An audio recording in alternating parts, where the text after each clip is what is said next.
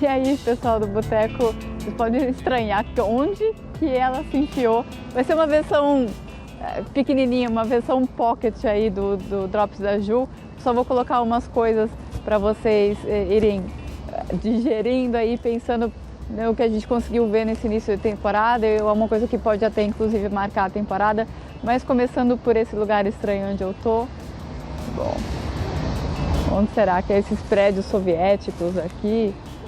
Esse tipo de arquitetura, isso aqui lembra um pouco uma igreja ortodoxa. Não é uma igreja, é um monumento só, mas tem a ver com a igreja ortodoxa. Eu estou em Belarus, eu acho que se fala em português, nem sei como é que se fala em português. Eu estou em Minsk.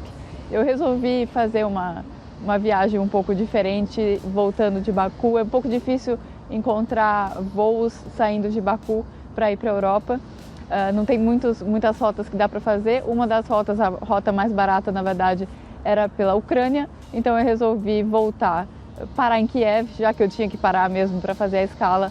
Para em Kiev, depois, agora estou aqui em Minsk, Kiev na Ucrânia, Minsk em Belarus, e depois eu vou para Lituânia, para Vilnius, que eram os lugares dessa região aqui que faltava para conhecer. Ainda falta Moldova. O plano é depois de Baku, no ano que vem. Mas voltando ao que interessa, voltando à Fórmula 1, uma coisa que me chamou muita atenção, tanto na China quanto em Baku, são duas corridas que costumam ser mais movimentadas do que foram, com mais ultrapassagens, com mais erros e mais aberturas, porque aí entra safety car e aí tem mais abertura em questão de estratégia, perdão. E não aconteceu isso. Não aconteceu isso lá na China e também não aconteceu isso em Baku. Eu fiquei tentando imaginar por quê, perguntei para os pilotos o que eles acham que tinha acontecido e, na verdade, tem a ver, muito provavelmente, está no começo da temporada, então é aquela parte da temporada que a gente faz mais suposição do que qualquer outra coisa, mas deve ter muito a ver com o fato do DRS ter aumentado o poder do DRS em 25%, é o que se calcula, né, para os engenheiros, 25% mais poderoso o DRS nesse ano, simplesmente porque a asa aumentou. Não foi feito nada para o DRS ficar mais poderoso, mas é uma questão física, né? Aumentou a asa, aumentou o poder. E a FIA, o que a FIA falou que ia fazer ia diminuir as áreas de DRS, mas duas áreas que costumavam funcionar muito bem, que eram as áreas justamente da China e de Baku, acabaram funcionando bem demais, muitas ultrapassagens sendo feitas, principalmente naquelas brigas no meio do pelotão. A gente viu muitas ultrapassagens sendo feitas antes do ponto de freada, não é isso que a Fórmula 1 quer, então está faltando aí um pouco de ajuste. A FIA sabia que corria esse risco de não saber ajustar exatamente o tamanho da zona de DRS em função desse aumento do poder da asa traseira móvel, e a gente viu na China e em Baku que eles ainda estão tateando nesse sentido. É uma das coisas que o Charlie Whiting deveria fazer, então é mais um complicador com a morte do Charlie Whiting. Quem vai assumir isso? Tem vários problemas na FIA no momento, esse não é o maior deles.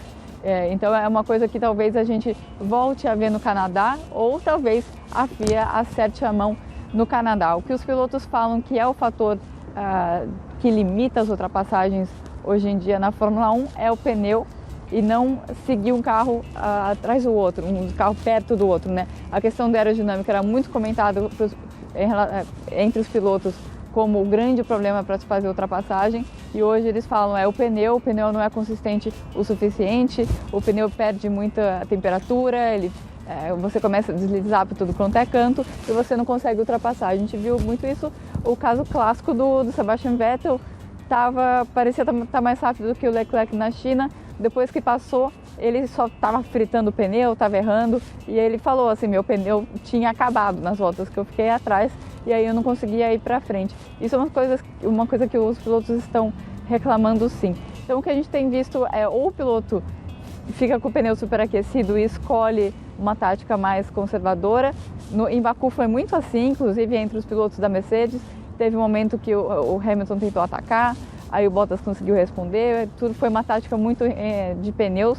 A primeira parte da corrida, como eles viram que o pneu macio não estava rendendo bem, todo mundo foi muito lento. Dá para ver pelo gap que eles estavam em relação ao Pérez, né, que é o primeiro carro ali dos outros que estava ali na disputa, e ele conseguiu ficar bem perto dos primeiros. Isso sempre indica que os primeiros estão economizando pneu, que eles não estão forçando o ritmo.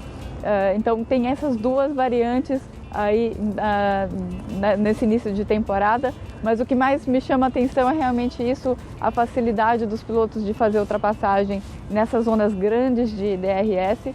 Não deve ser a mesma coisa na Espanha. Acho que na Espanha a gente vai ter um teste bastante interessante para essas novas regras, porque o grande problema da Espanha é justamente um carro não conseguir seguir o outro, principalmente ali na curva 3, uma curva de raio muito longo e de alta velocidade. Eles pedem muita pressão aerodinâmica ali, então vai ser um teste interessante para as novas regras.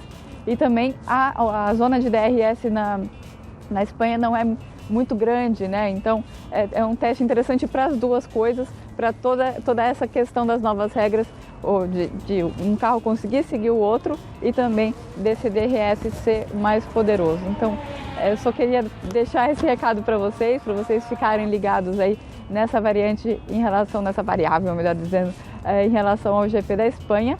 Eu vou ficando por aqui, porque agora eu quero conhecer essa cidade. Nunca tive vontade de vir aqui, mas vamos ver o que é que Minsk tem a oferecer. Tá frio, como vocês podem ver, mas não tá muito frio. Dá para aguentar, chovendo um pouquinho, mas vamos embora aí, que é mais um país para conhecer. País número 56 da minha lista e contando, mas eu volto aí uma versão mais estendida do Boteco, fazendo alguma análise aí mais ampla no Boteco depois do GP da Espanha, depois da gente ter esse teste tão interessante aí sobre o qual eu falei. Até mais e, bom, depois eu conto para vocês o que Minsk tem a oferecer. Tchau, tchau!